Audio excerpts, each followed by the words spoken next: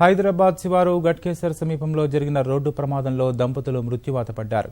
మేడిపల్లికి చెందిన రాజిరెడ్డి కుటుంబ సభ్యులతో కలిసి కారులో ప్రయాణిస్తుండగా వెనుకవైపు నుంచి మరో కారు వేగంగా ఢీకొట్టింది.